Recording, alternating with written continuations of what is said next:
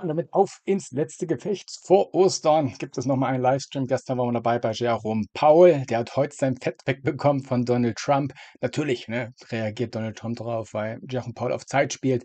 Zinsen erstmal nicht senken, guckt auf die Inflation, möchte sie nicht so früh als besiegt sehen, sieht natürlich einen historischen Moment, den es in der modernen Zeit gar nicht gab. Und ja, Donald Trump greift ihn deswegen an. Aber jetzt gucken wir ja auf die EZB. In 5 Minuten gibt es das Kurzstatement und eben die Zinsentscheidung, die ansteht. Es wird der siebte Zinsschritt auf der Unterseite in Folge erwartet, Richtung 2,25 Basispunkte Leitzins, also schon deutliche Senkungszyklus, den die USA nicht haben. Das hat ja Donald Trump, wie gesagt, eben hier auch, guck mal kurz mal in den Traders Club hinein. Ich habe den Link gepostet, heute auch nur nochmal hier im Chat die Möglichkeit, mit in den Club zu kommen mit Rabatt. Nur hier poste ich den Link. Hier ist der Club und da hat sich Donald Trump schon wieder geäußert in seinem sozialen Netz. Einmal hier natürlich, die EZB hat schon 7-mal die Zinsen gesenkt und der Jerome Powell, der Fed-Chef, der immer zu spät ist, immer falsch liegt, also in seiner Superlativen in Großschrift wieder, er verpasst wieder alles, die Inflation geht schließlich zurück, ne, er beruft sich ja wieder auf die letzten Inflationsdaten, ne, März, Februar, ist ein bisschen der Blick in die Vergangenheit, seitdem sind ja die Zölle gekommen und die große Frage ist, wie geht die Sache weiter? Und da wollte sich eben der Fed-Chef nicht so weit aus dem Fenster lehnen. Jetzt kann Donald Trump es kaum erwarten, dass der gute Fed-Chef ja endlich sein Amt verlässt und er möchte ja bereits in den nächsten Monaten neuen Nachfolger suchen, so ganz offensiv schon ein bisschen Druck aufbauen. Eigentlich ist ja Jerome Powell noch gut ein Jahr im Amt, hat er seine offizielle Amtszeit, wird sicherlich nicht verlängert werden, so wie es aussieht, obwohl er eigentlich in schwierigen Zeiten einen guten Job gemacht hat und jetzt vor schwierigen Herausforderungen steht, Stagflationsszenario, Inflation hoch, Konjunktur runter, und da muss er durch und man kann eigentlich nur alles verkehrt machen. Da geht die Inflation hoch, wird er schuld sein, wird Donald Trump in die Schuld gehen, trübt die Konjunktur ein, Richtung Rezession, wird Donald Trump in die Schuld geben. Ne? Die Storyline steht, hat Mickey heute auch schon im Traders Club geschrieben, ich habe es auch im Wochenausblick gesagt, das ist sowas von klar, ne? Wie die Story dann abläuft und deswegen fliegt er dann raus, ist eigentlich auf verlorenem Posten. Und jetzt auch wieder gerade reingekommen, deswegen reagieren die Märkte auch mal wieder kleine Spikes. Wir haben Gespräche, Mexiko-Präsidentin war da, wir hatten heute in der Nacht Japan, Delegation, da alle wollen jetzt Deals haben und es ist die große Hoffnung, jetzt kommen die ganzen Deals. Ne? Die Frage ist, ob das wirklich klappen mag, weil man verhandelt jetzt in der 90-Tagesfrist, möchte man jetzt hier mit der halben Welt ein Handelsabkommen abschließen. Das wird ziemlich schwer. Ne? In der ersten Amtszeit da hatten wir nur den großen Kampf mit China und es war das Endlosspiel. Es ging 3 Jahre lang. Größte Handelsdeal aller Zeiten. China möchte den Deal. Ich sitze hier, möchte unterschreiben. Wir werden bestimmt gleich wieder telefonieren. Die gleichen identische Schlagzeilen. Und am Ende gab es da nichts. Ne? So lose Lippenbekenntnisse gab es, aber keinen echten Deal. Jetzt läuft das Ganze wieder, aber diesmal nicht nur mit China. Da laufen noch gar keine Verhandlungen, aber ein bisschen Gesprächsbereitschaft wird ja schon gesucht, sondern mit der ganzen Welt. Und das innerhalb kürzester Zeit. Ich glaube, das wird sehr schwierig. Ne? Letztes Mal hat das mit einem Land nicht geschafft, jetzt schafft das mit allen. Wird sehr schwierig werden, aber solche Nachrichten, die ziehen natürlich immer ein bisschen rein und ja, beeinflussen die Märkte. Aber dass wir auch sehr sensibel reagieren können, haben wir ja gestern schon gesehen. Heute sind wir natürlich dabei bei der EZB. Wir schalten ja zur Pressekonferenz. In einer halben Stunde kommt die. Hören wir wieder im O-Ton zu. Im O-Ton hören wir zu und ich liefere dann alle wichtigen Keynotes wieder in deutscher Sprache nach. Verpasst ihr nichts. Gleich kommt der Begleittext. Den gehen wir dann gerne auch nochmal durch. Liefere ich euch auch die wichtigen Daten die wichtigen Informationen. Meine Haltung ist, ja, die Leitzinssenkung kommt. Einige hatten auch geschrieben, kommt vielleicht direkt ein großer Schritt. Das glaube ich nicht. Ne? Das wäre so ein Signal panikmäßig. Brauche es nicht. Und das haben wir ja noch nicht. Es gibt ja auch Verhandlungen. Momentan, man weiß nicht genau, wo man steht. Hat Jerome Powell ja auch gesagt, wo ist denn jetzt die klare Linie? Die gibt es ja nicht. Mal so, mal zwischen hoffen, sagt man ideologisch, es ist eine Einnahmequelle, die Zölle, man weiß es nicht genau. Und jetzt gibt es ja noch die Verhandlung. Heute ist Meloni auch noch das italienische Ministerpräsident in Washington trifft Trump. Ein bisschen die Hoffnung, dass da vielleicht auch was geht, weil sie eher auf einer ideologischen Schiene laufen. Aber sie ist nicht als Verhandlungsführerin der EU da, sondern eher ein nationaler Besuch ist das. Aber es ist auch ein Punkt, gibt es dann wieder bestimmt mal eine Schlagzeile. Und vielleicht hat sie auch einen Erfolg. Kommt so ein Erfolg heute raus. Meloni frisst für europäische Autobau oder sowas. Und das wäre natürlich ein Mega-Ding. Und da stehen wir heute 4-5% nach oben. Ne? Aber sind das die Unsicherheit, die wir haben. Es kann auch sein, dass sie abreißt. Wir haben gar keine Ziele. Und dann sehen wir dann Gewinnmitnahmen in den Wochenschluss hinein. Wir haben ja heute auch noch den kleinen Verfallstermin. Wir haben den für die FED-Index, kommt 14:30 auch noch hinein. Jetzt kommt erstmal der Zinsentscheid der EZB. Ich schaue mal kurz, vermutlich 2,25. Der 7. Zinsschritt wäre das. Alles andere würde mich wundern. Ich mache mal oben die Märkte noch an, damit ich das auch sehe. Ja, die kurze Schlagzeile auch eben, dass überall, alle kommen, alle wollen Dienst. Ganz kurzer Spike wird das auch gleich wieder abgegeben, weil es ist einfach Schall und Rauch. Die Worte haben keinen Mehrwert. Ne, die haben keinen Mehrwert. China möchte auch mal anrufen. China möchte immer verhandeln. Ne? Wir haben noch nicht mal das Telefongespräch gehabt. Er sagt das immer so, ne? Weil er es gerade denkt. Aber es läuft ja nicht wirklich was. Ne? Und wir brauchen echte Ergebnisse. Ja, 2,25. Die EZB hat zum 7. Mal in Folge die Leitzinsen gesenkt. Oh mein Gott, fast Ostern, Gott sei Dank. Von 4% nun auf 2,25. Vor den ganzen Zollwahn, da hatte man gesagt, na, so langsam noch 2 Zinsschritte Richtung 2,0 Ende des Jahres. Jetzt geht schon die Erwartungshaltung, dass wir Richtung 1,5% Leitzins laufen können. Die EZB ist natürlich viel besser positioniert als USA, ne, wo die Frage mit der Inflation noch gar nicht geklärt ist, jetzt Stagflationsszenario ruft. Da muss einfach die Fed abwarten. Wir haben eine riesige Zinsdifferenz.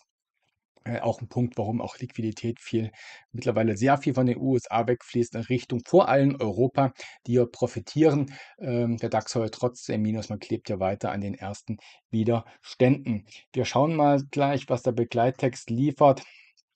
Gucken wir dann auch mal hinein, wenn das hier reinkommt. Es wird da vermutlich kaum Veränderungen geben. Ne? Ich glaube nicht, dass wir ganz große Veränderungen sehen werden.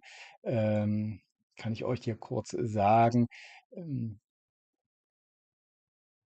Die Zinsentscheidungen der EZB werden insbesondere auf ihre Einschätzung der Inflationsaussichten im Lichte der eingehenden Wirtschafts- und Finanzdaten, also Data-dependente Datenabhängigkeit, also gleiche Worte, ne? Man bleibt datenabhängig, hat sich nicht geändert, dieser Spruch.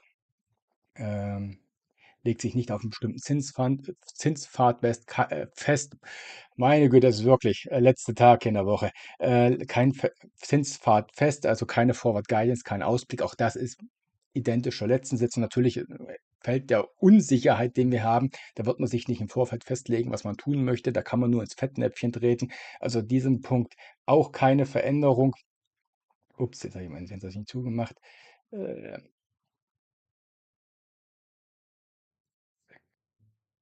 Ja, man merkt schon, dass es hier wirklich Richtung Wochenende geht, Richtung Ostern. Ähm, Was haben wir noch? Also momentan Klartext kaum verändert. Ich sehe keine Änderung.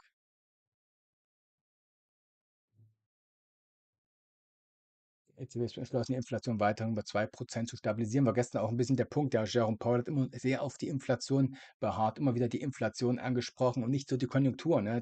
Mögen die Märkte dann auch nicht, weil das heißt, Fokus auf Inflation, Preisstabilität, gibt es nicht viel Lockerung. Ne? Man bleibt straff in der Geldpolitik. Das war gestern ein bisschen ein negativer Punkt. Man hat die Hoffnung, ja, es trübt sich ein, die Konjunkturprognosen gehen nach unten. Man hat ein bisschen Unruhe am Rentenmarkt gesehen, dass dann vielleicht ja auch da was kommt, aber wir müssen vielleicht einschreiten. So, das hat er gar nicht gesagt. Er hat immer weiter gesagt, Inflation, wir bleiben erstmal beobachten die Sachlage. Deswegen hat man gestern auch ziemliche Schwäche gehabt, obwohl letztendlich nicht viel Neues passiert ist, aber die Aussage war ihm ziemlich klar und natürlich auch ziemlich dann konträr zu Donald Trump, der heute entsprechend reagiert und die Tage zählt, bis Jerome Powell nicht mehr im Amt ist. Ja, die Zinsfuture sagen, weitere 55 Basispunkte an Zinssenkung der EZB werden erwartet nach dem letzten Zinsentscheid. Also dann wären wir bei 1,75% Leitzinsen Ende des Jahres. Ja, das passt auch mit der Schätzung davor, passt auch zusammen. Was haben wir hier noch? Disinflationäre Trend bleibt intakt. Das wird alles hier, den ganzen Begleittext wird gleich Jerome Powell, Madame Lagarde gleich auch nochmal in der ersten Erklärung vorlesen. Es wird nicht mehr erwähnt, okay, das ist eine Neuerung, nicht mehr erwähnt, dass die Zinsätze restriktiv sind. Also man scheint am neutralen Zins angekommen zu sein. Der Rest, der dann kommt, ist dann erst Zusatz zur Stützung der Konjunktur. Also man ist nicht mehr restriktiv, auch Unterschied zur FED. Können wir mal gucken, wie der DAX reagiert bei diesen Punkten. Wenig, wenig. Es liegt alles doch relativ in den Erwartungen. Das ist der einzige Punkt, der momentan anders ist.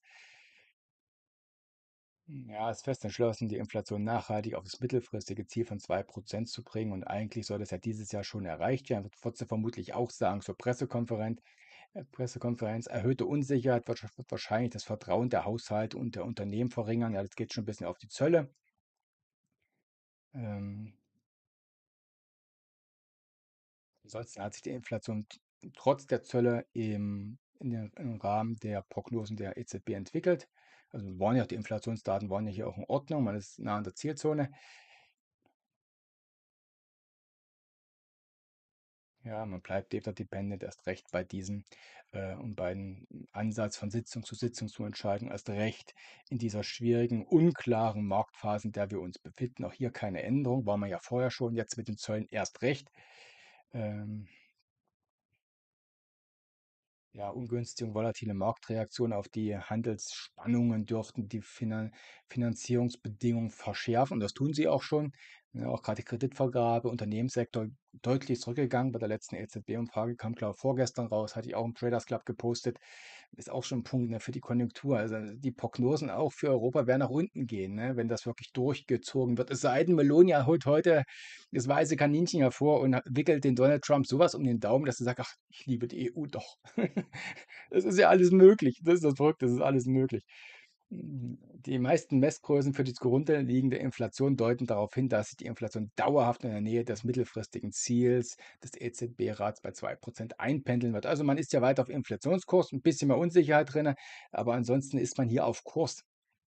Was man nicht mehr auf Kurs ist, war sicherlich die Wachstumsaussichten. Die haben sich aufgrund der zunehmenden Handelsspannung weiter verschlechtert. Ne? Werden die Konjunkturprognosen sicherlich nach unten gehen. Deswegen wird man jetzt von dem neutralen Zinssatz, den man erreicht hat, man ist nicht mehr restriktiv, wird man weiter lockern, um auch dann die Konjunktur zu stimulieren. Ne? Mein Mandat, Preisstabilität sieht die EZB in diesem Jahr sehr wahrscheinlich als gesichert an und dann geht es immer auf das Thema Konjunktur. Ne? Und das ist jetzt schon die Vorbereitung und die nächsten Zinsschritte gehen dann genau, sind dann nicht mal wegen der Inflation, sondern sie gehen dann einfach Richtung Konjunktur. Da ist man wirklich weiter als in den USA. Lohnwachstum schwächt sich ab, wäre natürlich auch gut für die Inflation, weniger für den Konsum. Wachstumsaussichten verschlechtert, ja. Also der Begleittext eigentlich kaum verändert. Deswegen der DAX auch wenig reagiert. Äh, Momentan bewegen einfach andere Sachen. Ne? Es bewegt schlicht und ergreifend die Schlagzeilen um Trump. Ne? Die bewegen. Ich gucke mal, ob er was Neues gepostet hat. Wie gesagt, im Traders Club poste ich das dann auch immer hinein, das Neueste, weil ja einfach da sofort Bewegung hinein. Das sind nicht die Daten, die bewegen.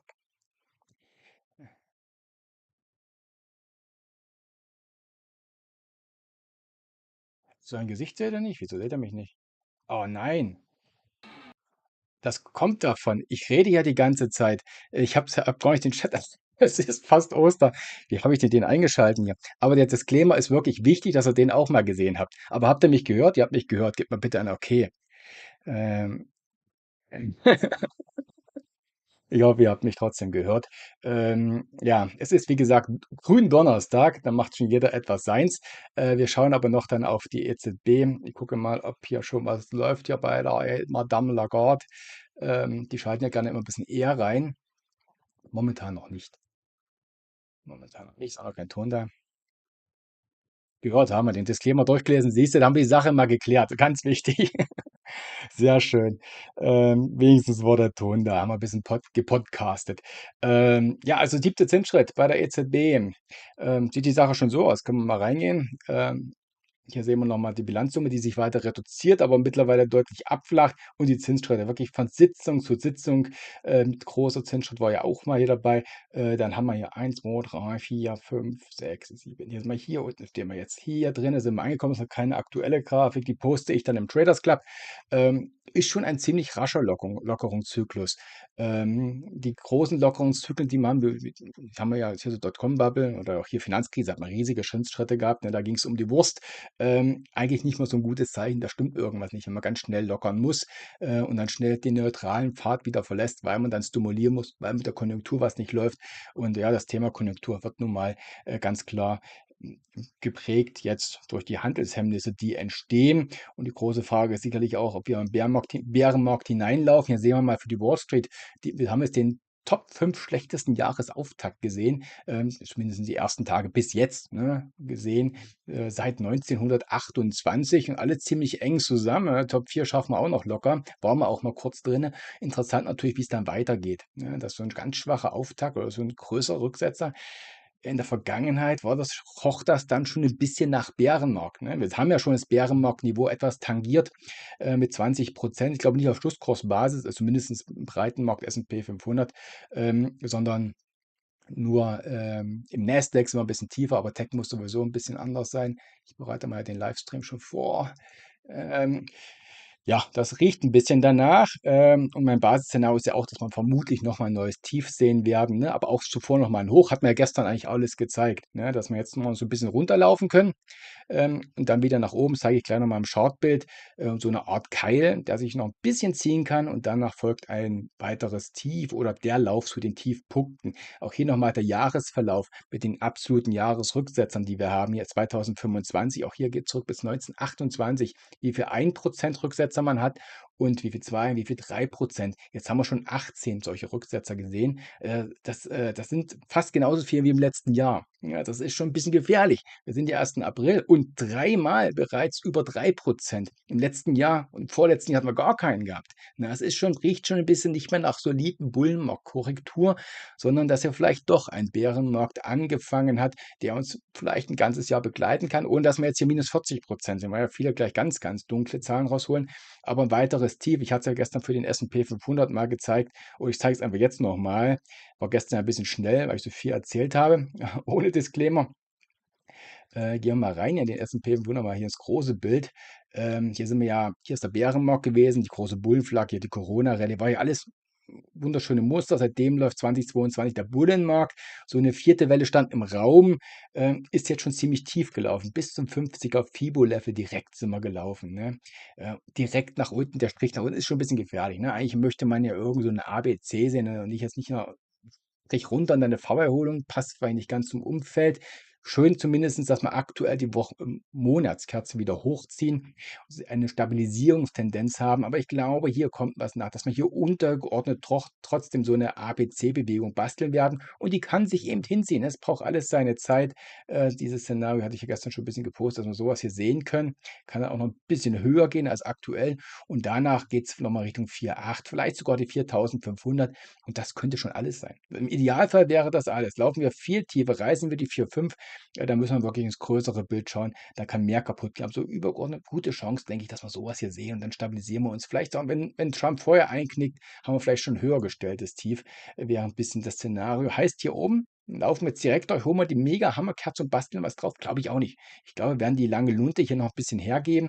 Und dann, ja, später dann nächsten Monat, vielleicht sogar 2 Monate braucht es noch, dass wir dann weitere Hochs erreichen können. Hatte ich ja gestern schon ein bisschen gepostet hier, habe auch hier, ich weiß gar nicht, glaube, es war der 4-Stunden-Chart. Ähm, muss ich selber mal gucken. Aber genau hier hat es ja gezeichnet. Ähm, Momentan laufen wir ja gerade hoch. Das war jetzt die Abwärtsbewegung, die wir hatten. Hier sind wir jetzt im 4-Stunden-Chart drin, S&P 500 sind hochgelaufen. Die Annahme war ja auch, wir sehen die Abrisskante. Was passiert? Wir werden jetzt mindestens 50% dieser Abwärtsbewegung holen. Ne? Damit muss man rechnen. Also dann die Abrisskante gesehen, da hat es natürlich niemand geglaubt, dass sowas passiert. Jetzt haben wir die 50% schon tangiert. Und es kann gut sein, dass der Weg hier erstmal schwierig wird und ein Zwischenschritt hier möglich wird. Es kann auch direkt über das 61,8er gehen. Na gut, das haben wir gestern schon die Schwäche gesehen. Deswegen dieses Szenario, dass wir hier ein bisschen nach unten laufen und dann uns wieder stabilisieren, deutlich noch vor einem neuen Tief. Es kann auch hier schon passieren. Ne? Kann auch hier schon passieren. Also, dass wir hier weiter hochlaufen. Ich würde gerne die größeren Bewegungen haben, dass wir einfach ein bisschen Zeit brauchen. Also, eine Abrisskante, wir müssen einfach Formationen bilden. Das braucht seine Zeit. Laufen wir runter, dann laufen wir wieder hoch, haben wir oben dann vielleicht einen großen Dreiweiler nach oben gezeichnet. Und dann haben wir hier, tangieren wir auch voll die Fibo-Box um 61,8, da haben wir auch noch einen neues Hochpunkt geholt und kann dann immer noch nach unten laufen. Das ist dann die große ABC, die ich euch eben im Monatschart gezeigt habe. Die hier könnte man dann hier sehen. So, das ist ein bisschen mein großer Plan. Klar, es gibt viele Unklarheiten, aber so einen großen Plan, die verfolge ich ein bisschen, dass es Zeit braucht. Zeit braucht und dass die Erholung hier, die Formation, die wir hier ausbilden, Zeit braucht, dass wir noch mal nach unten laufen können, aber nicht gleich durchrutschen, sondern dann doch wieder nach oben ziehen, noch mal 'n Hochpunkt holen und dann haben wir hier so eine schöne Keilformation, vielleicht auch dreifältig nach oben gelaufen, direkt in die Fibo-Boxen, da kann noch mal Druck aufkommen. Das ist ein bisschen diese Annahme, die ich habe, dass wir drinnen einfach Zeit benötigen. Wir haben jetzt die Zeit erstmals genutzt, bis zum 50er Fibo-Level zu laufen, knapp an der 5.500. Wird die Luft dünn, hatten wir eine erste Schwäche. Mal gucken, ob wir uns jetzt wirklich schon stabilisieren können. Ich glaube es noch nicht so ganz, dass wir gleich wieder hochziehen, sondern mir wäre es wirklich lieber, dass wir hier unten noch mit es kann alles ein bisschen volatil bleiben mit für beiden Seiten. Es ist heute wird ja nichts mehr entschieden. Heute haben wir auch den kleinen Verfallstermin. Darf man nicht vergessen, der funkt ja in jeder Bewegung mit hinein. Dann natürlich auch noch, Meloni bei Trump, da gibt es auch noch eine Schlagzeile. Also, es bleibt volatil. Aber ich glaube, dass wir sowas hier sehen, und dann die Chance haben, wenn wir hier kleine Stabilisierungstendenzen haben, dass wir hier diese Formation noch weiter basteln in Form einer größeren Keilformation, die uns dann auch noch mal bis zum 61,8er Fibo-Level führen kann.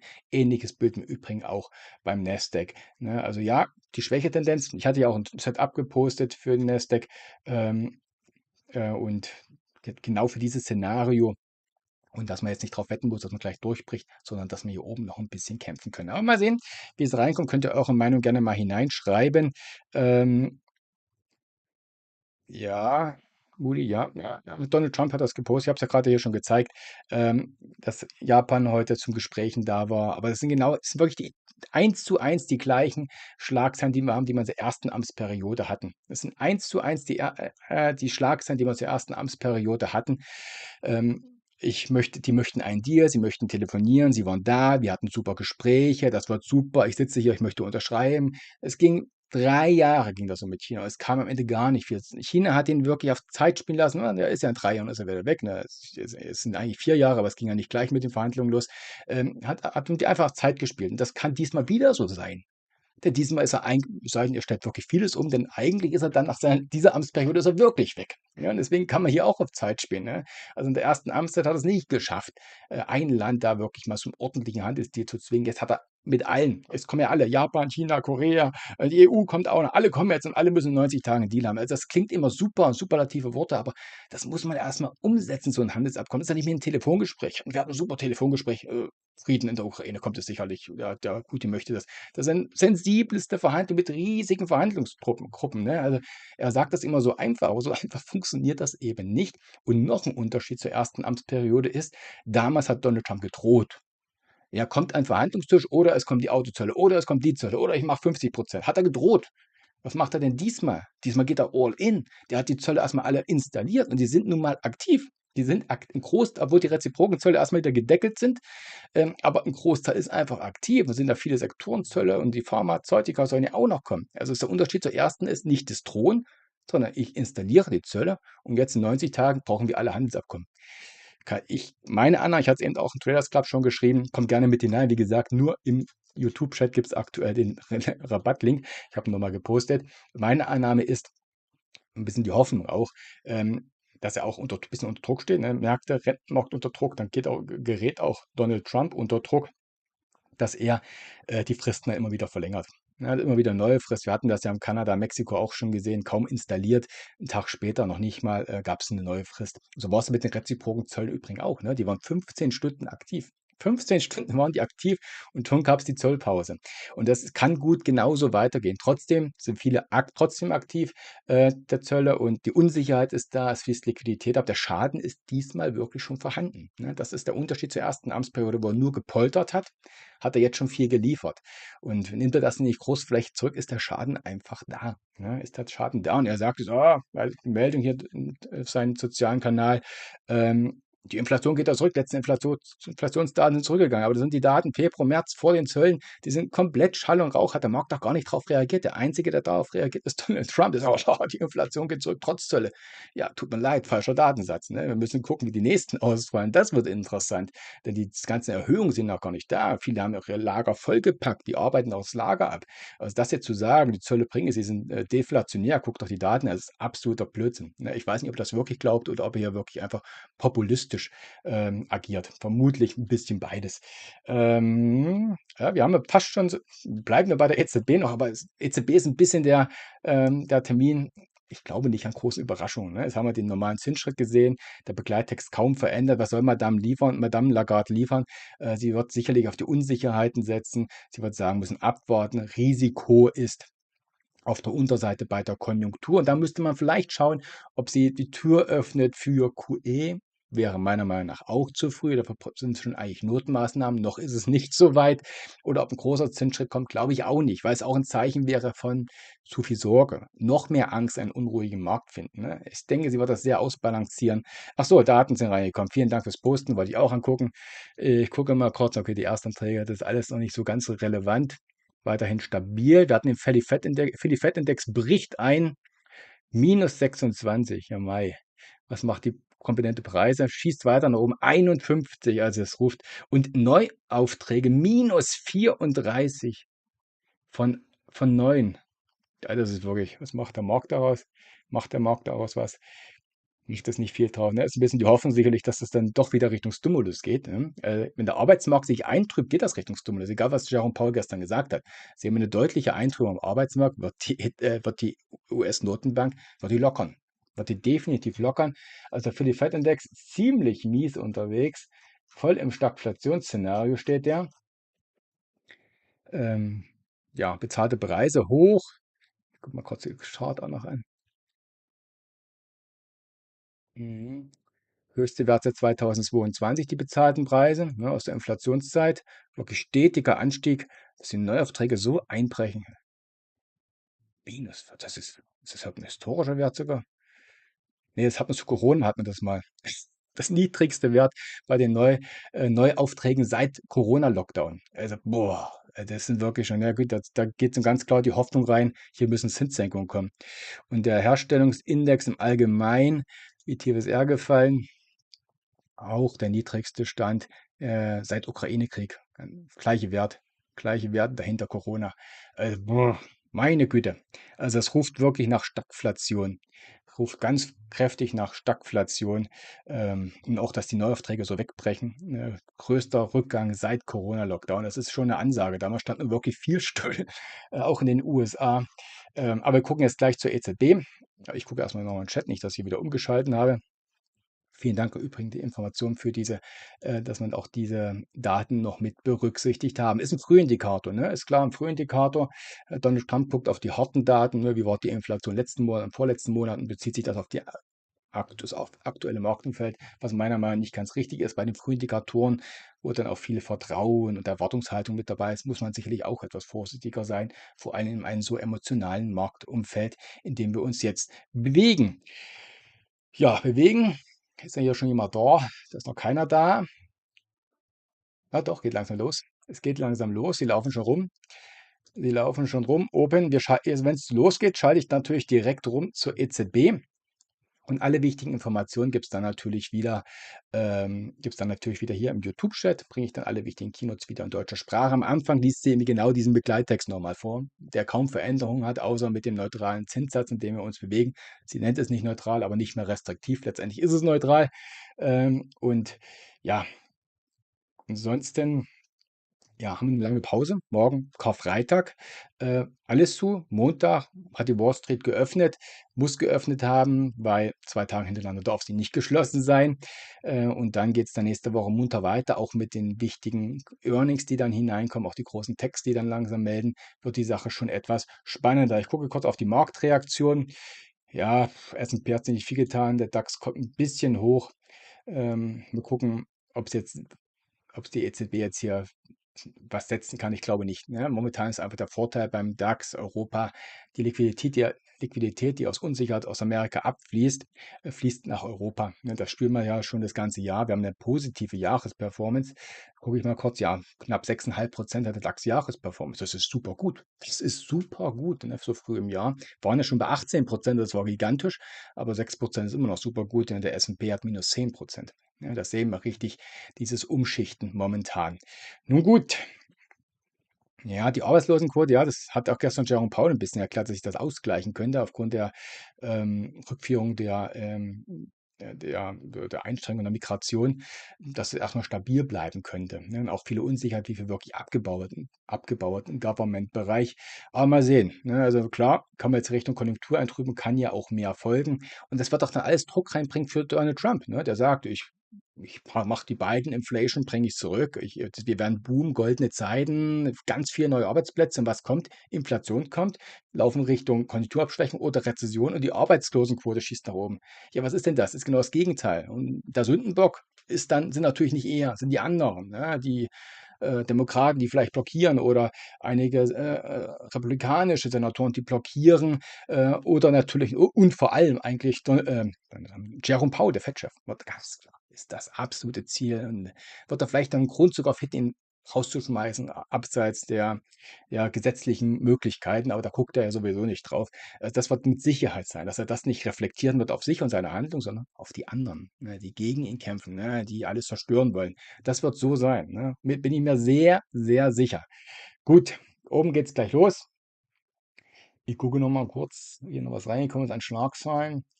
Es gibt noch einige Fed-Speaker, die reden, aber das poste ich dann alles in den Traders Club hinein. Wie gesagt, nutzt gerne die Möglichkeit, kommt gerne mit hinein. Jetzt gucken wir gleich, was Madame Lagarde sagt, Begleittext. Alle Infos hier im Chat und dann natürlich noch die Pressekonferenz mit der Fragerunde, die meistens etwas spannender ist. Aber ich befürchte eher ein Non-Event. Ne? Wir bleiben heute vor allem noch getrieben Verfallstermin bis zum Schluss in den USA. Und natürlich noch, wir hatten Japan, wir hatten Mexiko, jetzt kommt noch Meloni bei Trump, kommen auch noch Schlagzeilen hinein. Schöne Worte, wie gesagt, vermutlich viel Schall und Rauch. Aber ich kann mir auch vorstellen, vielleicht kann Meloni Trump im Finger wickeln. Und wer kommt vielleicht diese verrückte Schlagzeile und sagt, wir Autozölle, 90-Tagesfrist mit einbezogen, weil die Frau so nett ist. Ne? Haben gleiche Gedankengut, super. Dann haben wir heute einen dunkelgrünen Abschluss, ne? Richtig dunkelgrün. Ne? Geht es ins Happy Osterfest. Alles möglich in diesen Zeiten. Ne? Wir sind einfach komplett schlagzeilengetrieben.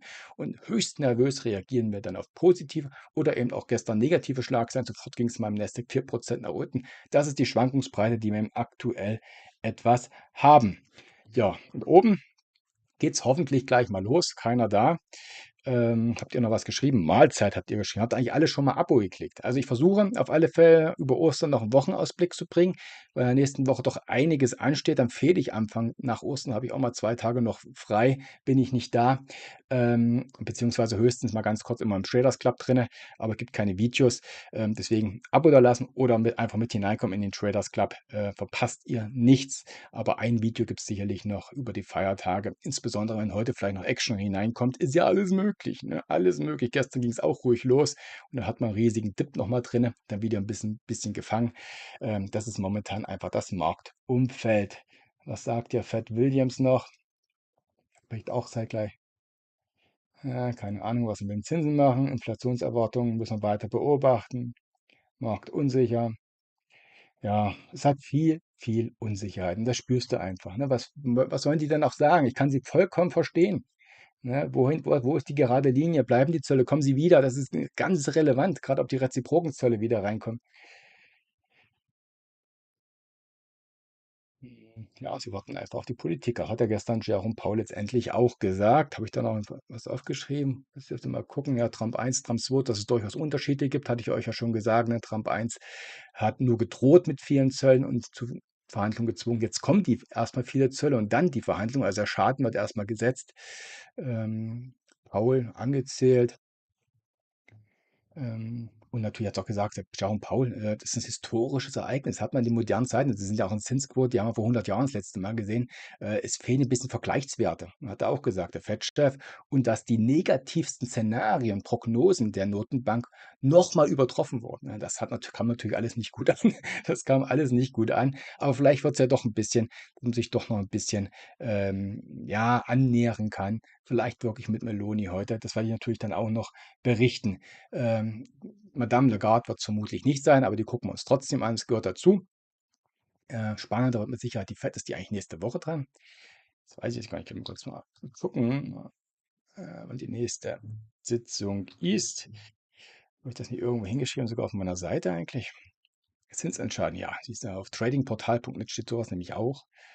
Wir haben, ist noch ein bisschen hin, ist wirklich noch ganz schnell, ist 1. Mai. Sitzung der FED ist erst im Mai. Das ist noch 3 Wochen hin. 3 Wochen ist die FED noch hin. Aber bis dahin haben wir die großen Earnings durch, die ja auch relevant werden. Ne? Wir sind, habe ich gestern auch gesagt, wir sind straff bewertet an der Wall Street mit den aktuellen Kennzahlen. Und jetzt kommen die Quartalsberichtssaison. Und wenn da die Forward Guidance, der Ausblick angepasst wird, dann passen sich die Kennzahlen an und das Bewertungsniveau, auch wenn der Kurs sich nicht ändert, geht dann noch weiter nach oben. Also wir stehen eigentlich auf einem Niveau, wo man nicht einen so großen Boden sieht. Ne? Auch die Cashquoten noch relativ hoch, hat ja gestern auch alles mitgezeigt. Ne? Die sind jetzt diese sehr niedrigen Cashquoten, wir passen uns dort an, aber man hortet noch kein Cash. Und Warren Buffett, ja, sitzt auf einem großen Geldschatz und hat auch noch nicht investiert. Ja, der hat gut Cash gesammelt. Ne? Und auch die Insider, wir hatten das ja alles besprochen zum Jahreswechsel, das Auffällige, dass die Privaten kaufen und die Insider Rekordverkäufe getätigt haben, also die Unternehmenslänger, die Großaktionäre, die da drin sind, Warren Buffett Cash gehortet hat. Das waren schon die typischen Warnsignale. Das sind natürlich nicht Signale, morgen fällt der Markt, aber das sieht man eben gerne dann im Marktspitzen. Ja, wo ist denn nun Madame Lagarde? Es ist 3/4. Wir wollen doch alle ins Osterfest. Oder ist sie schon? Sucht sie ihre Eier? Sie ist nicht da. Vielen Dank, dass ihr alle mit dabei seid. Heute noch zum letzten Video. Habt ihr noch was geschrieben? Ja, ja, William sagt genauso, wie heißt auch Jerome Paul gestern gesagt hat, ne? Auf Zeit spielen. Aber kann sich ganz schnell ändern. Ne? Schwacher Arbeitsmarkt, Unruhen am Rentenmarkt und urplötzlich, ihr glaubt gar nicht, wie schnell wir da eine große Zinssenkung sehen. Ne? Wenn man irgendwie Unruhe, kommen die ganz schnell die großen Zinssenkungen und QE ist auch noch da. Jetzt bin ich ruhig. Wir schalten jetzt hoch zu Madame Lagarde. Es gibt sicherlich noch ein paar Fotos. Dann hören wir zu und alle wichtigen Informationen gibt es dann natürlich wieder in deutscher Sprache hier im Chat und ja, eventuell melde ich mich dann kurz danach nochmal, aber ich vermute wirklich fast ein Non-Event. Spannender wird es wirklich, was noch von Seiten von der Handelspolitik und von Trump, was mit den Treffen Trump und Meloni, ob da was rauskommt, die ja nicht als EU-Vertreterin da ist, wirklich ein nationaler Besuch, Antrittsbesuch ist das. Trotzdem kann ja sein, dass ja Überraschungen reinkommen und das wird heute dann eher marktbewegend sein. Die Datenlagen, die warten gerade für die FED-Index, der sagt eigentlich, ja, ja, Rekordwerte wieder ins Negative. Aber gut, wir gehen hoch, ich bin leise und Informationen.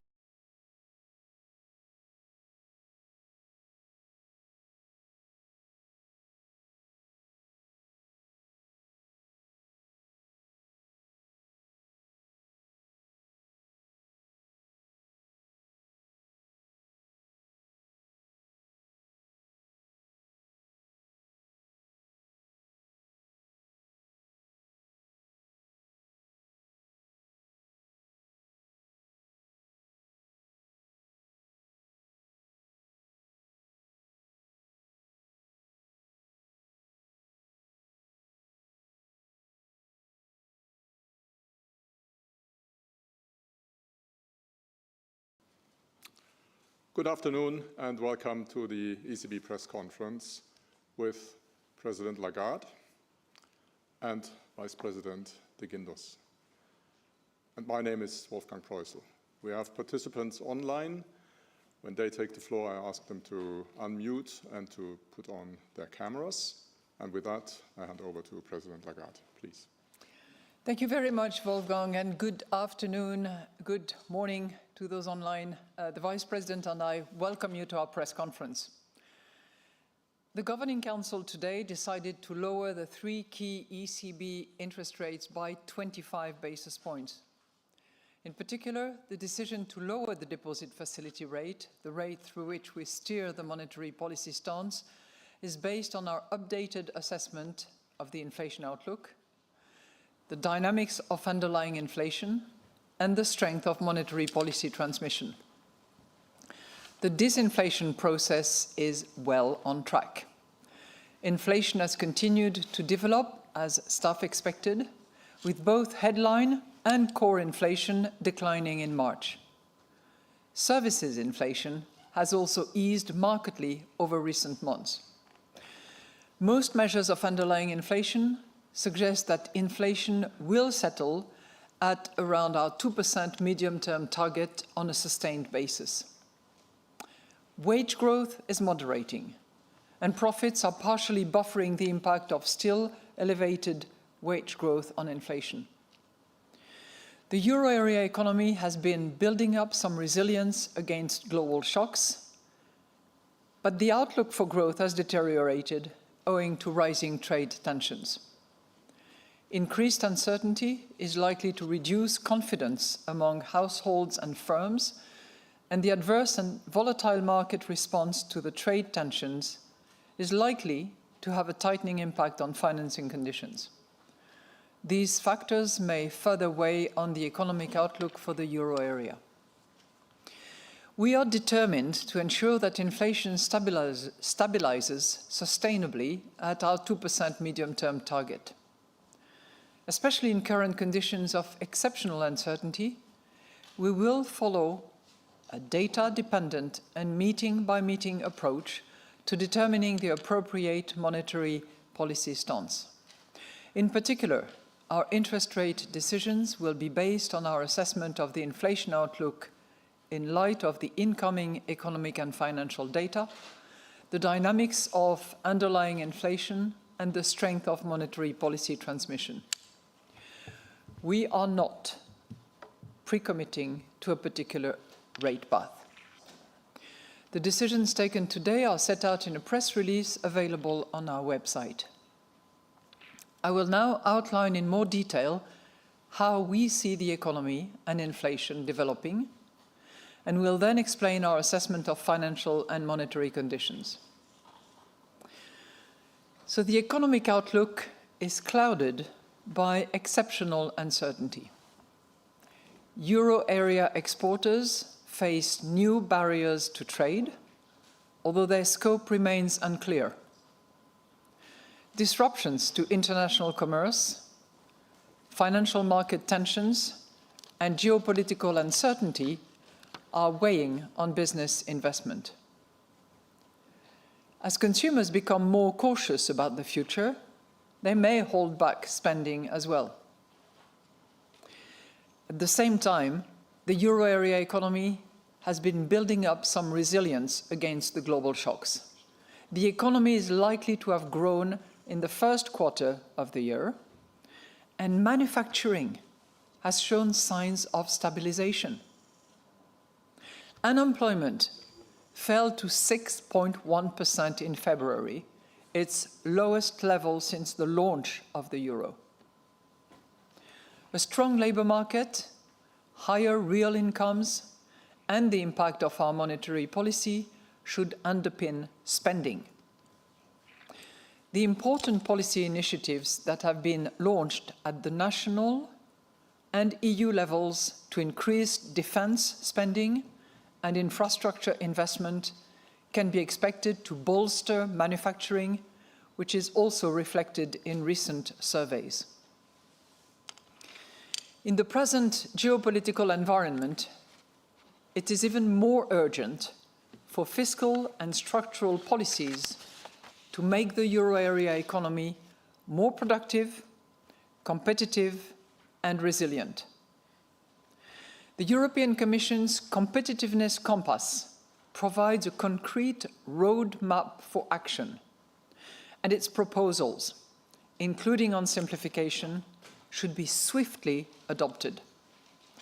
This includes completing the Savings and Investment Union, following a clear and ambitious timetable, which should help savers benefit from more opportunities to invest and improve firms' access to finance, especially risk capital.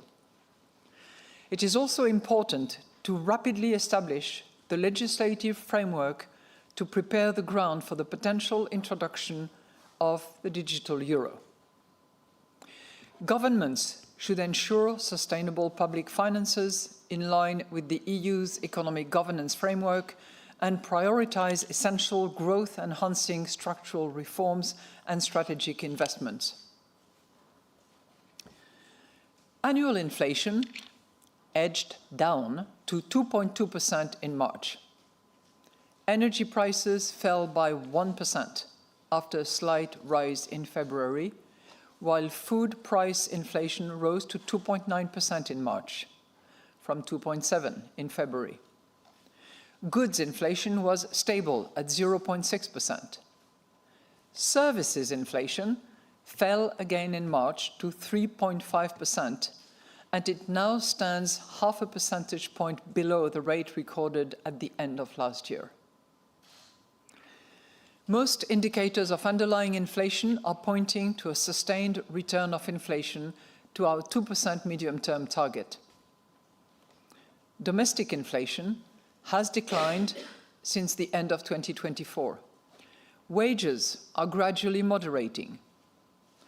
In the last quarter of 2024, annual growth in compensation per employee stood at 4.1%, down from 4.5% in the previous quarter.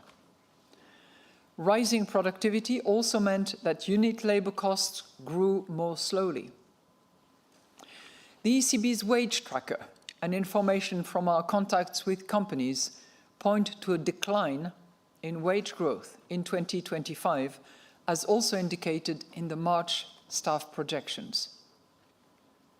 Unit profit fell at an annual rate of 1.1% at the end of last year, contributing to lower domestic inflation. Most measures of longer-term inflation expectations continue to stand at around 2%, which supports the sustainable return of inflation to our target. Let's look at the risk now. Downside risks to economic growth have increased. The major escalation in global trade tensions and associated uncertainties will likely lower euro area growth by dampening exports, and it may drag down investment and consumption. Deteriorating financial market sentiment could lead to tighter financing conditions, increased risk aversion, and make firms and households less willing to invest and consume. Geopolitical tensions, such as Russia's unjustified war against Ukraine and the tragic conflict in the Middle East, also remain a major source of uncertainty. At the same time, the increase in defense and infrastructure spending would add to growth. Increasing global trade disruptions are adding more uncertainty to the outlook for euro area inflation. Falling global energy prices and appreciation of the euro could put further downward pressure on inflation. This could be reinforced by lower demand for euro area exports owing to a higher tariff and a rerouting of exports into the euro area from countries with overcapacity. Adverse financial market reactions to the trade tensions could weigh on domestic demand and thereby also lower inflation. By contrast, a fragmentation of global supply chains could raise inflation by pushing up import prices. A boost in defense and infrastructure spending could also raise inflation over the medium term. Extreme weather events and the unfolding climate crisis more broadly could drive up food prices by more than expected. Looking at the financial and monetary conditions now. Risk-free interest rates have declined in response to the escalating trade tensions. Equity prices have fallen amid high volatility, and corporate bond spreads have widened around the globe. The euro has strengthened over recent weeks as investor sentiment has proven more resilient towards the euro area than towards other economies. The latest official statistics on corporate borrowing, which predated these market tensions, continued to indicate that our interest rate cuts had made it less expensive for firms to borrow. The average interest rate on new loans to firms declined to 4.1% in February from 4.3% in January. Firms' cost of issuing market-based debt declined to 3.5% in February, but there has been some upward pressure more recently. Moreover, growth in lending to firms picked up again in February to 2.2%, while debt securities issuance by firms grew at an unchanged rate of 3.2%. At the same time, credit standards for business loans tightened slightly again in the first quarter of 2025, as reported in our latest bank lending survey for the euro area. As in the previous quarter, this was mainly because banks are becoming more concerned about the economic risks faced by their customers. Demand for loans to firms decreased slightly in the first quarter after a modest recovery in previous quarters. The average rate on new mortgages at 3.3% in February increased on the back of earlier rises in longer-term market rates. Mortgage lending continued to strengthen in February, albeit at a still subdued annual rate of 1.5%, as banks eased their credit standards and demand for loans to households continued to increase strongly. So, in conclusion, the Governing Council decided today to lower the three key ECB interest rates by 25 basis points. In particular, the decision to lower the deposit facility rate, the rate through which we steer the monetary policy stance, is based on our updated assessment of the inflation outlook, the dynamics of underlying inflation, and the strength of monetary policy transmission. We are determined to ensure that inflation stabilizes sustainably at our 2% medium-term target.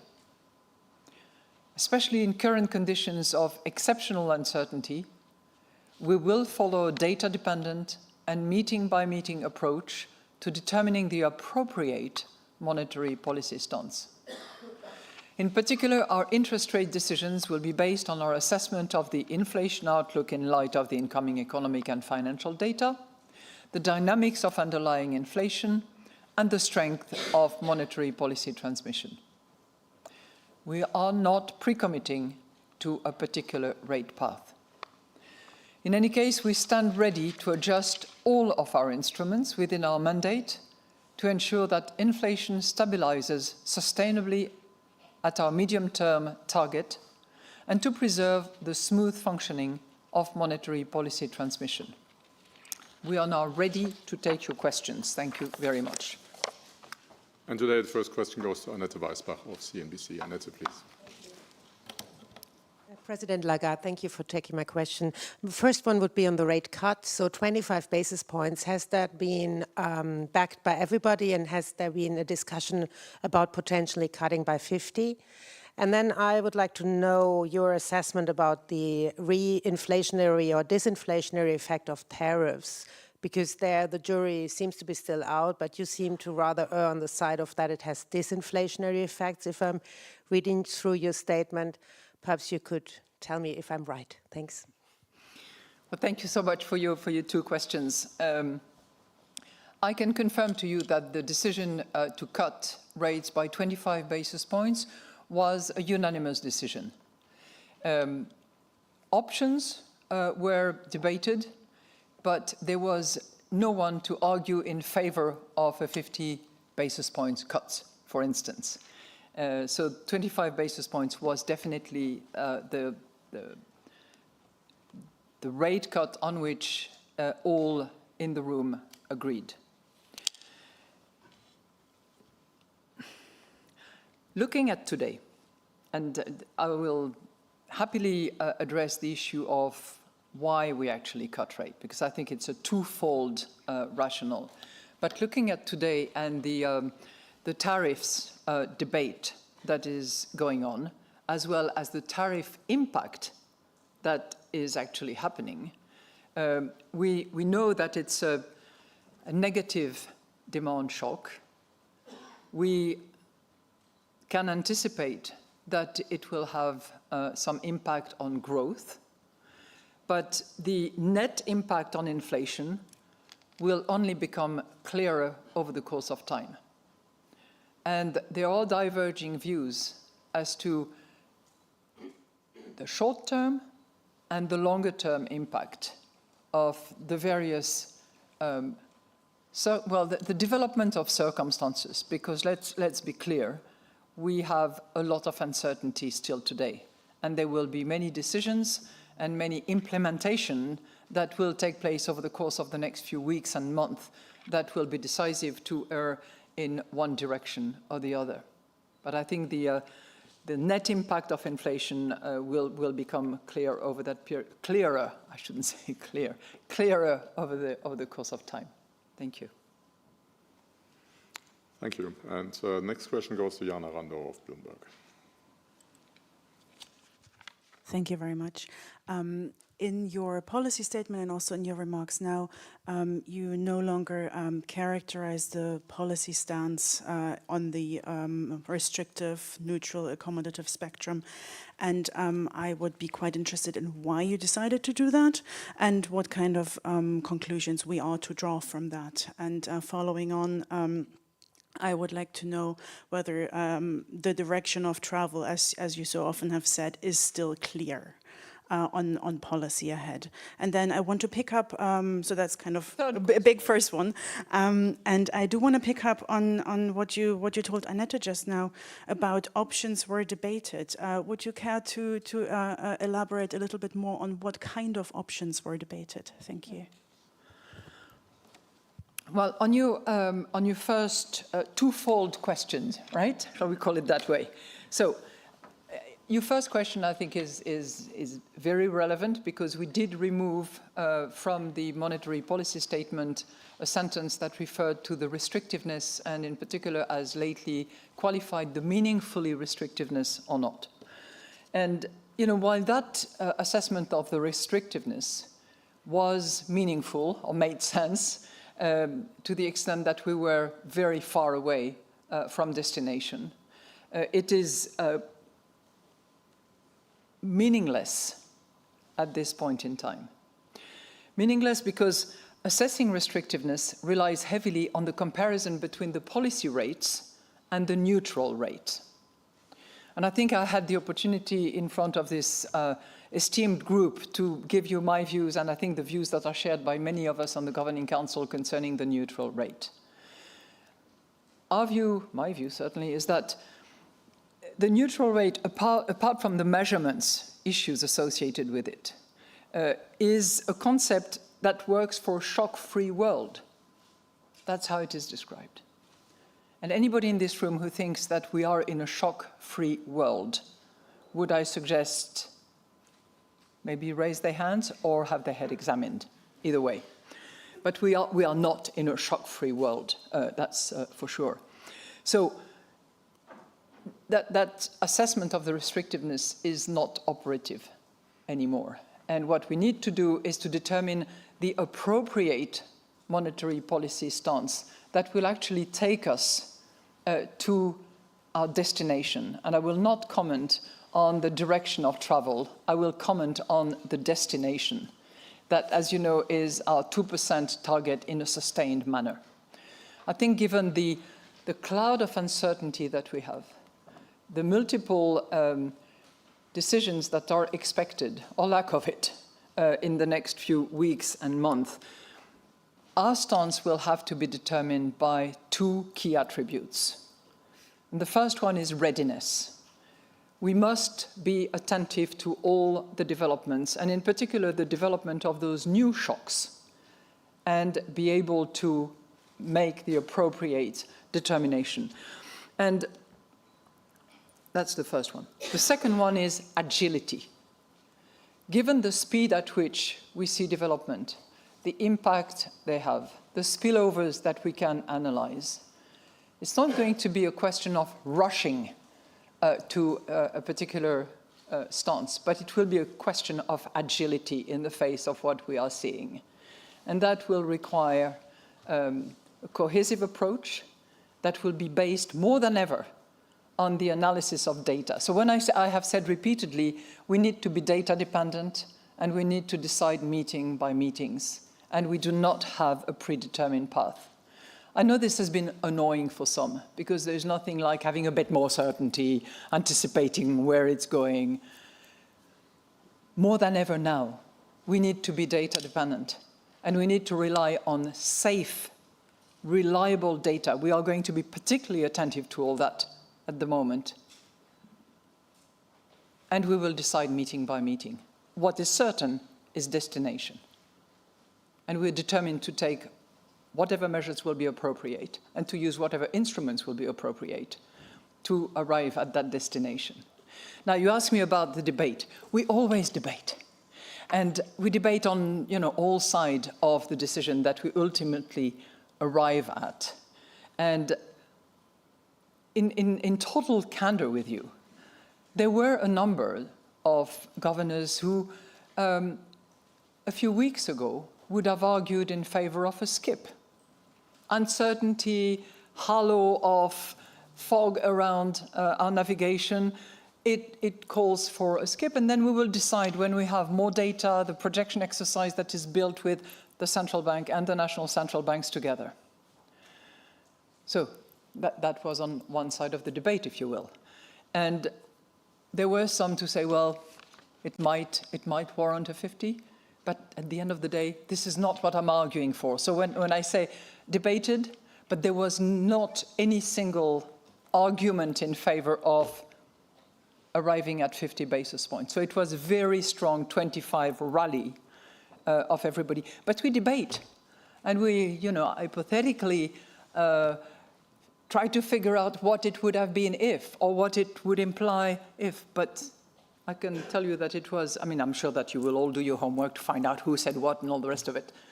But I can assure you that it was unanimous rally about 25 basis points. Thank you. Thank you. Next question, Balázs Korányi of Reuters. Balázs, please. Good afternoon, President Lagarde. First question is about the outlook. A couple of weeks ago in Parliament, you presented some numbers on the possible impact of a trade war. I wonder if you have an update for us, whether there was such an update made in the Governing Council. Quite a lot has changed. I'm especially interested in what you make of the tariffs and also sharply lower energy prices, significant appreciation of the euro. These all change quite a bit for you. Second question is about your relationship with the Federal Reserve. And I'm asking this because just moments before the decision itself, of course, the US president came out and criticized the Fed, which raises questions about Fed independence and whether the Fed can remain independent. So the question for you is, do you think there is a risk that central banks around the world start to lose independence in this current environment? And also, you have a really important relationship with the Fed, with the swaps. The swaps. Are you confident that the swaps remain in place, they're safe, that you can rely on it? And are you making any sort of contingency plans in case the Fed changes policy on those? That's a lot of questions, huh? So your first one had to do with whether or not I quantify the current situation relative to previous assessment of the situation. And I will say that I will characterize it as follows. We are in the presence of a negative demand shock, no question about that. But this is not in and of itself, because we can anticipate, and let me be clear on that. When I say we are in the presence of a negative demand shock, some of the tariffs are already in place. And from an approximately 3% average tariff, we are now in the presence of a 13, I'm not giving you the decimal, but roughly it went from 3-ish to 13% in terms of custom duties on average on goods, not goods and services. So that's what we face now. But we also have a prospect of something that could be far more impactful, number one. Number two, there is a series of potential responses on the part of the Commission. We know one or two or three of them, depending on the tactic that is adopted. I think the most obvious one, which has been commented and actually put on the table, is the 0 for 0 tariff offer that has been made. So that's number one. Number two, there will likely be, and that really falls in the category of our risk assessment, there will be some redirection, rerouting of goods that will be supplied by markets that are subject to much higher tariffs, even as we speak now, and possibly other destinations from which those goods could be rerouted to Europe. And third, there are other policies that are also in play and being discussed, including in particular in Germany. So fiscal policies that would see significant investments, significant fiscal impulse that would be given. So you have a combination of either policies, threats of policies, of different categories that will obviously have an impact on the situation. Added to which, and you alluded to it, and we actually refer it in the risk statement, there is the appreciation of the euro, which we mentioned specifically in the monetary policy statement, and there has been a significant decline of the price of commodities and particularly price of energy. So you have to combine all that, anticipate that there will be development which will lead me to not actually give you a specific quantification of the impact. Suffice to say that there will be a negative impact on growth, possibly. And as I said, the impact on inflation and the net impact on inflation is less than clear at this point in time. So there is so much ongoing that some of which will probably settle a bit by our June meeting. But given that the 90 days will only elapse around the 9th of July and then the 14th of July, Bastille Day, we will know more on that front. And on the fiscal front, clearly the incoming of new governments in various countries, including in Germany, will also take us to a more clarification on exactly where the situation will evolve. But we will, as I said earlier, there is no better time to be data dependent. There's no better time to rely on very strong and solid analysis by all our staff. And I'm glad that June is going to be a combined exercise of the ECB and the national central banks, who will be confronting their respective viewpoint and analysis to arrive at something that will be really consolidated around our three key analytical underpinning, which are inflation outlook, underlying inflation, and transmission. Now, you asked me about the Fed. Let me just say very squarely that I have a lot of respect for my esteemed colleague and friend, Jay Powell. We have a steady, solid relationship amongst central bankers. I think that that relationship is decisive in order to have a solid financial infrastructure on which to make sure that there is financial stability. We have demonstrated in the past that we could actually operate on that basis of consultation and understanding of the financial risk, and we will continue doing so in an undeterred and unchanged manner, I'm sure. Thank you. The next question goes to Tonia Mastrobuoni of La Repubblica in Italy. Tonia, please. Thank you very much. Ms. President, do you think that cancelling the tariffs might be enough to restore the trust in the US now? We've seen this mistrust in the dollar, in the treasuries and so on. Or don't you think that the environment is getting worse and this is also destroying the faith in the US? I'm speaking about the attack to the law firms, to judges, to universities. So the certainty of law is vanishing in America. Do you think that this is also impacting on the trust in America? And my second question is, the US administration seems to have also the ambition to push a lot the stable coins. So how dangerous might this be for the euro if we imagine, for example, big companies like Amazon, Facebook, and so on, launching these stable coins, of course, backed by the dollar? Thank you very much. Thank you so much for your two questions. There is a nice African saying which goes, you never swim twice in the same water.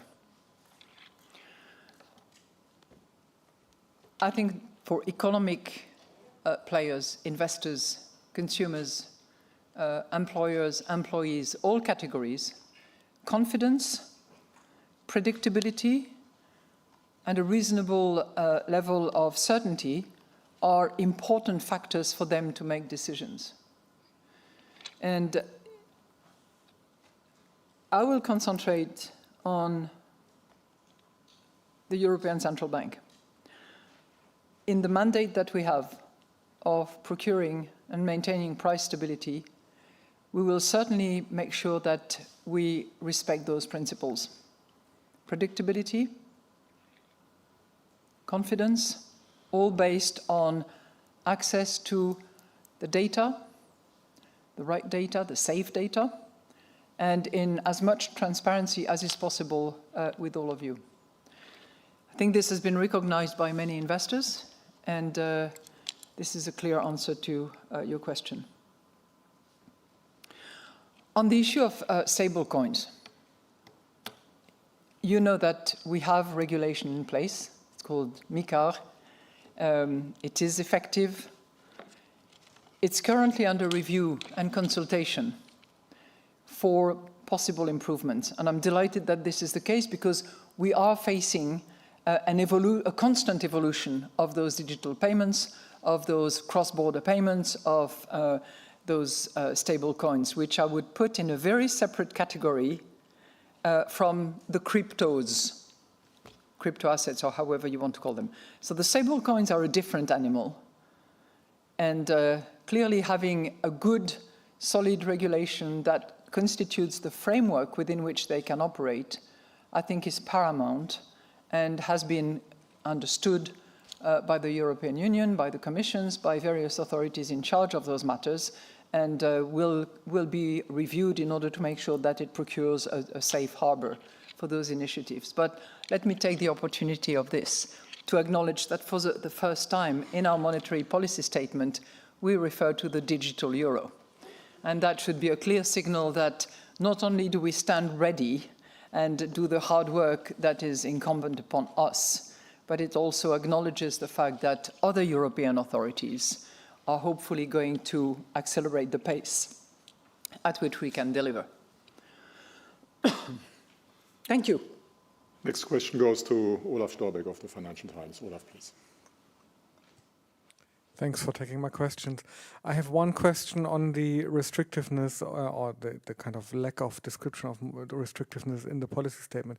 Have you discussed, and maybe can you share your views on, your wider views on this, how much it takes to for the ECB to switch into a stimulative stand over the coming months, given all the headwinds and clouds over growth, and how willing would you be to do so if necessary? And my second question is on financial stability, and in particular your views on the independence of large central banks. How key is it for financial stability that large central banks like the ECB and the Fed are and remain politically independent? Thanks. Well, thank you for your two questions.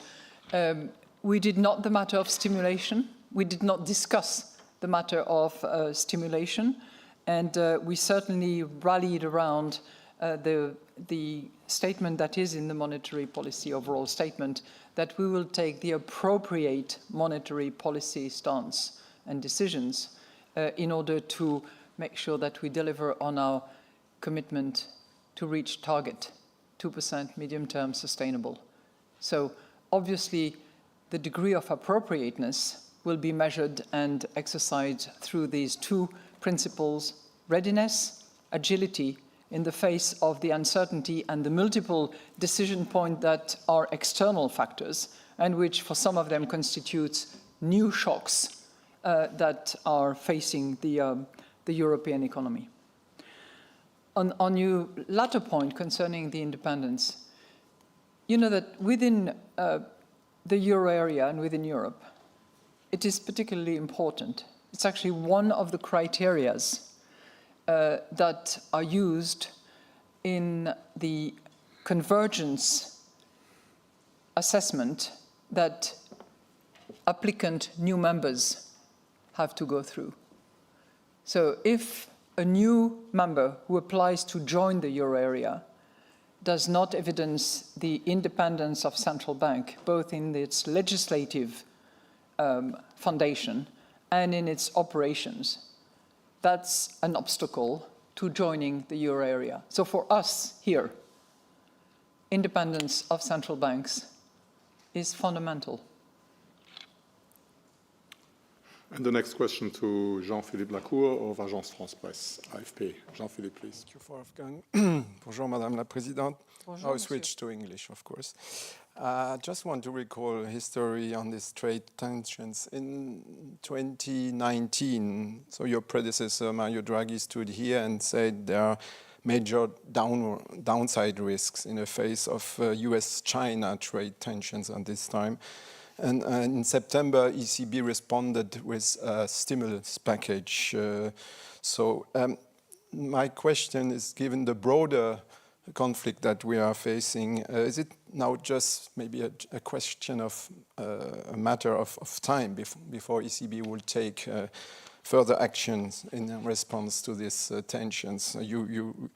You told us about readiness and agility, so we are maybe curious. You doubt it? And the second, more broadly questions, since 2022 in February, the ECB have repeatedly condemned the Russian aggressive and unjustified, a quote, unjustified war against Ukraine, and you did it today in your statement.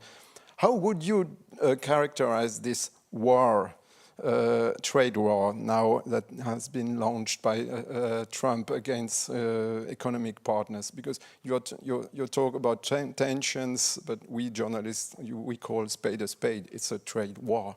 So how do you characterize this kind of other war? Thank you.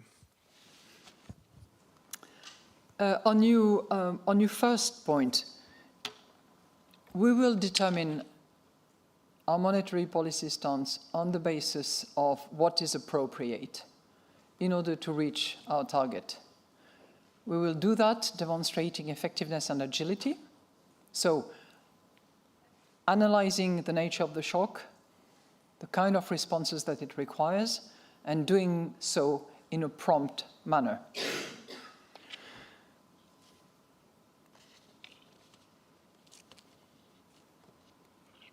The downside risks are clearly stated. If you look at the paragraph, now you don't have it because it's not yet on the web page, but I read it for you earlier on. But the downside risks are clearly identified in relation to growth. Will those risks materialize? When do they materialize? Will be a factor of how decisions are made, which decisions are made, what trade measures will be taken,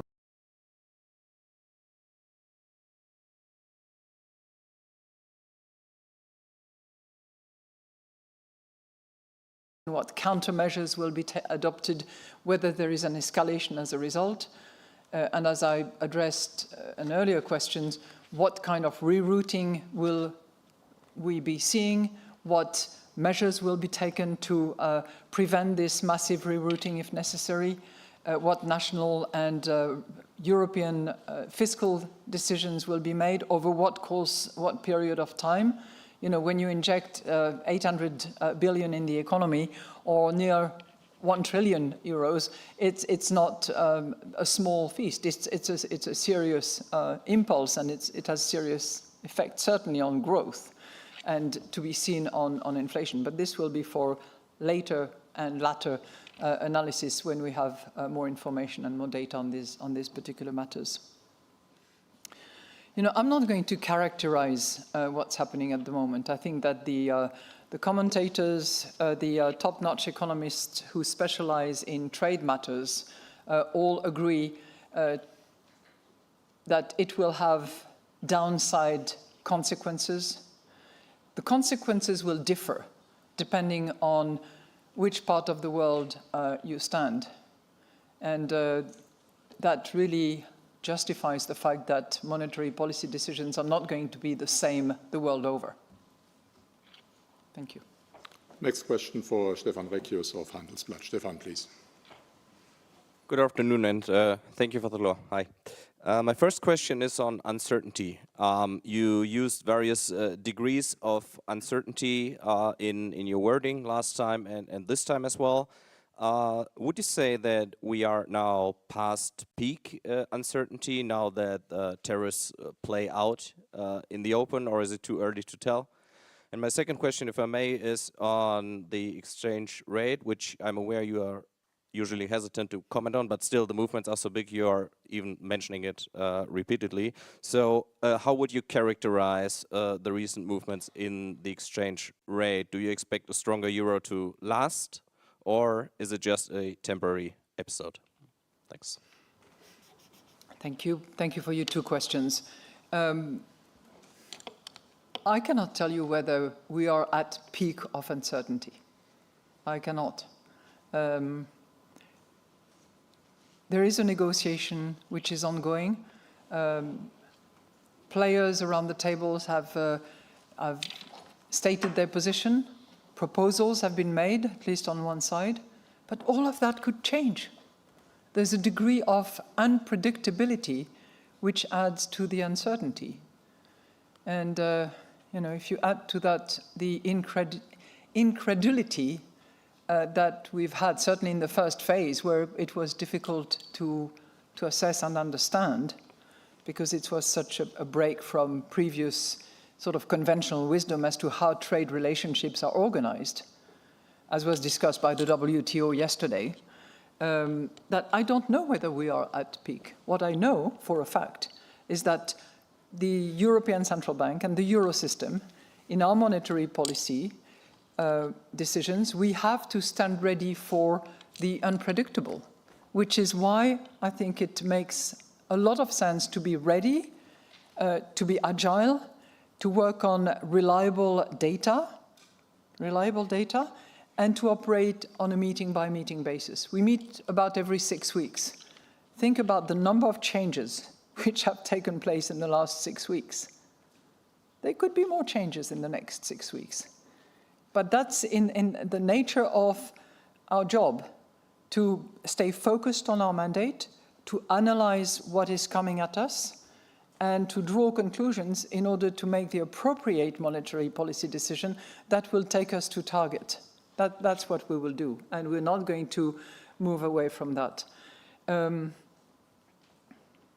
You asked me another question on the exchange rate. Okay, so we are not targeting any particular exchange rate. You know my answer. I've given the same answer 1,000 times here. But we do mention, and we do refer, I think it's in the risk assessment, in the second paragraph, where we say, increasing global trade disruptions are adding more uncertainty to the outlook for euro area inflation. Falling global energy prices, that's one, and an appreciation of the euro could put downward pressure on inflation.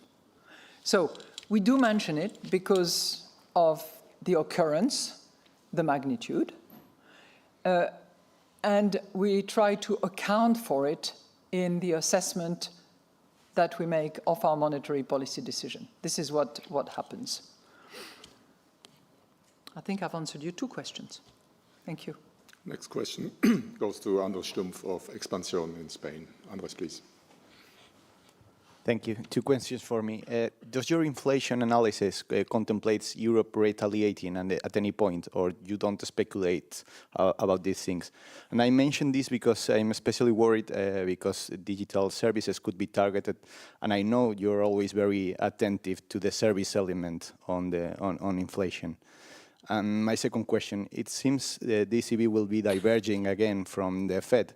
What are the main differences here and there and at both sides of the trade war that could allow you to keep lower interest rates and not Mr. Powell? Thank you. Well, thank you very much. You know, we have a methodology to take into account developments, and the level of scrutiny is high, whether it is completely legislated or so certain in its outcome that we can actually take it into our exercise and the analysis that we do. When we are not too sure, we constantly do some scenario analysis to assess and estimate what the impact would be of such or such other decisions. And that exercise will be intense in the next few weeks and will, give rise to some very serious results at our June projection meeting. As I said, thanks to the, consolidated exercise between NCBs and ECBs. But currently, if you ask me about the countermeasures, they are not included in the sort of baseline that we have.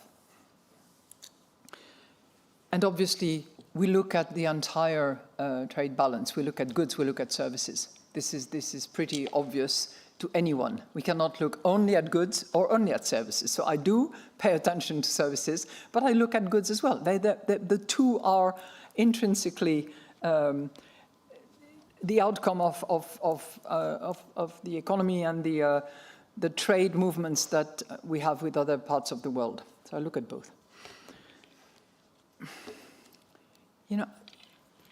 I think each central bank in the world does its job in good conscience on the basis of its mandate and on the basis of the currency that it is in charge of and the territory in which it has competence. So that leads us to look at the euro area, not in isolated form, because we are open to the rest of the world and more open than many other economies, including the United States for that matter. But we look at that, we are focused on the euro and we are focused on our price stability mandate. The other central banks in the world have different mandate. They have a dual mandate for some of them, and clearly the macroeconomic situation is different, and they will be on the receiving end of a different nature of shocks from the shocks that we will be receiving. So that leads us necessarily to drawing different conclusions. It is a different situation. Thank you. That brings us to the end of our press conference today. Thank you very much. Oh, wait, because I wanted to mention something that nobody asked me about, and I want to... Sorry, Wolfgang, but I want to call your attention to one particular segment of our monetary policy statement that you will see, which we have debated and which actually is a clear message from us, central bank, to the other European institutions. And this is the paragraph which sometimes is considered as sort of business as usual, or of course they do refer to this and this and that. This time around, we do specifically mention, with a special timetable associated with it and the swift implementation that we expect, there are three categories of structural efforts on the part of Europe. One is the competitiveness compass, which is a derivative of the Draghi report. Number two is the investment and saving union, which I've repeatedly called the capital market union. And number three is the digital euro. I think we've taken the view that this is a moment for Europe to not only be solid on its monetary policy and not just for us to deliver on price stability, but for the Europeans altogether and the European institutions to actually focus on what opportunities there are, what changes need to take place, and at which accelerated pace this should happen. So that's a strong message from us to colleagues, friends, and other decision makers in Europe. Thank you very much. That's all. And we see each other again, if you want, on the 5th of June. Oh, happy Easter to all of you. Exactly. Thank you. Bye-bye.